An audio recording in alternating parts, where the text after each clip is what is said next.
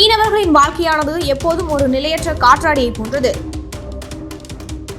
மீனவர்கள் தங்களின் வாழ்வாதாரத்துக்காக தங்களின் உயிரை பணயம் வைத்து மீன்பிடித்து வருகின்றனர்.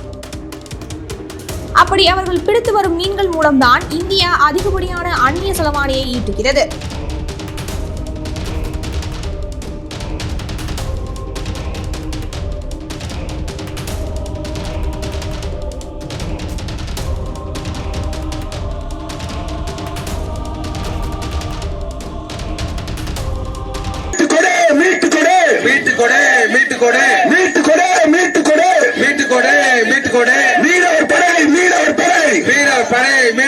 தமிழக மீனவர்கள் மீது நடத்தப்படும் தாக்குதல் தொடர்கதையாகி வரும் நிலையில் அதனை எதிர்த்து தமிழக வாழ்வுரிமை கட்சியின் தலைவர் திரு வேல்முருகன் தலைமையில் இன்று புதுக்கோட்டை மாவட்டம் கோட்டைப்பட்டினத்தில் கண்டன ஆர்ப்பாட்டமானது நடைபெற்றது. கடலில் மீன்பிடிக்க செல்கிற எனதருமை மீனவ உறவுகளை சிங்கள பௌத்த பேரினவாத அரசு கைது செய்து இரும்பு கம்பிகளால் அடிக்கிறான், கைகால்களை முறிக்கிறான், கொலை செய்கிறான்.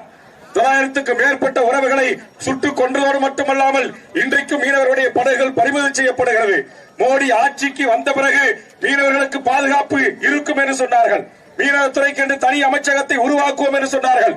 ஒரே ஒரு சிங்கள ராணுவம் எமது தமிழ்நாட்டு மீனவர்களை, இந்திய மீனவர்களை தொட நாங்கள் அனுமதிக்க மாட்டோம் என்று சொன்னார்கள்.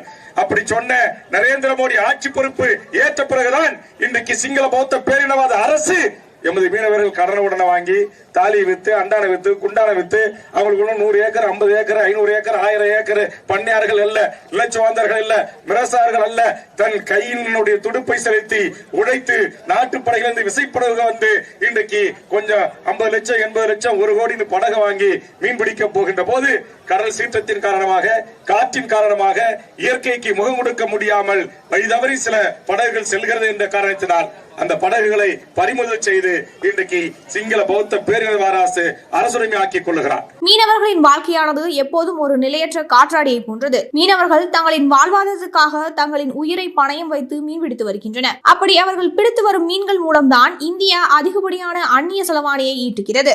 மீனவர்கள் படும் பாட்டையும் அவர்கள் தொடர்ந்து தாக்கப்பட்டு வருவதையும் பெரிதும் கண்டுகொள்ளாமல் இருப்பது நாம் அனைவருக்கும் தெரிந்த ஒன்றே. அதிலும் குறிப்பாக தமிழக மீனவர்கள் மீது இலங்கை கப்பற்படை எப்போதும் தாக்குதல் நடத்தி வருவது கண்டிக்கத்தக்கது. மீன்பிடிக்க செல்லும் தமிழக மீனவர்களை இலங்கை கடற்படை எல்லை தாண்டி மீன்பிடித்ததாக சொல்லி அவர்கள் மீது துப்பாக்கிச் சூடு நடத்துவதும், தமிழக மீனவர்களின் படகுகளை சேதப்படுத்துவதும், அவர்களை கைது செய்து சிறையில் அடைப்பதும் தொடர்ந்து நடந்த வண்ணம் உள்ளது. இதனை எதிர்த்து பலமுறை தமிழக முதல்வர் தம் பிரதமருக்கு கடிதம் எழுதியும் எந்த பயனும் இல்லை. நாங்கள் ஆட்சிக்கு வந்தால் தமிழக மீனவர்களின் ஒரு உயிர் கூட இனி போக விட மாட்டோம் என மத்தியில் ஆளும் பாஜக அரசு கூறியது. ஆனால் இன்று அவர்களின் 3வது முறை ஆட்சிக்கு வந்த பிறகும் தமிழக மீனவர்களின் உயிரிழப்புகள் நடந்து கொண்டுதான் இருக்கின்றது. இந்தியாவின் நட்பு நாடு என சொல்லிக் கொள்ளும் இலங்கை தமிழக மீனவர்களை கொன்று குவிப்பதை ஏற்றுக்கொள்ள முடியாது. இதுவரை தமிழகத்தில் மட்டும் 900க்கும் மேற்பட்ட மீனவர்களை இலங்கை அரசு சுட்டுக் கொண்டுள்ளது குறிப்பிடத்தக்கது. அது மட்டுமின்றி கைது செய்யப்பட்ட தமிழக மீனவர்களின் படகுகளை ஒப்படைக்காமல் அதனை இலங்கை அரசு அரசுடைமையாக்குகிறது. இப்படி நாங்கள் கஷ்டப்பட்டு வாங்கிய படகுகளை இலங்கை கப்பற்படை அரசுடைமையாக்கினால் நாங்கள் என்ன செய்வோம் என கதரும் மீனவர்களின் ஓலங்கள் மத்திய அரசின் காதுகளில் விழுவதே இல்லை.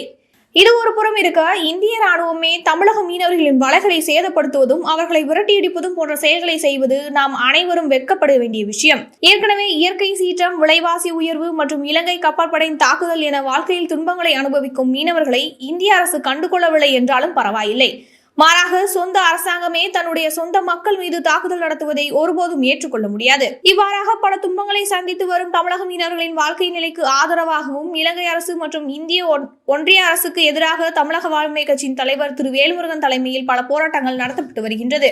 அதன் ஒரு பகுதியாக தான் இன்று புதுக்கோட்டை மாவட்டம் கோட்டைப்பட்டினத்தில் மீனவர்களின் கோரிக்கையான இந்திய அரசு தமிழக மீனவர்களின் உயிர் மற்றும் உடைமைகளை பாதுகாக்க வேண்டும், இலங்கை கப்பற்படை கைப்பற்றிய தமிழக மீனவர்களின் படகுகளை மீட்க வேண்டும், இலங்கை கப்பற்படையால் கைது செய்யப்பட்டு பல ஆண்டுகளாக சிறையில் வாடும் தமிழக மீனவர்களை மீட்க வேண்டும், வரும் காலங்களில் தமிழக மீனவர்களை கைது செய்யாமல் இருக்க இரு நாடுகளும் ஒப்பந்தம் செய்ய வேண்டும், கோட்டைப்பட்டினத்தில் துறைமுகம் அமைக்க வேண்டும், உயிரிழந்த தமிழக மீனவர்களின் குடும்பங்களுக்கு உரிய இழப்பீடு வழங்க வேண்டும், மேலும் டீசலுக்கான மானிய தொகையை அதிகப்படுத்த வேண்டும் என்ற கோரிக்கைகளை முன்வைத்து கண்டன ஆர்ப்பாட்டமானது தமிழக வாழ்வுரிமை கட்சியின் தலைவரான திரு வேல்முருகன் அவர்கள் தலைமையில் நடைபெற்றது.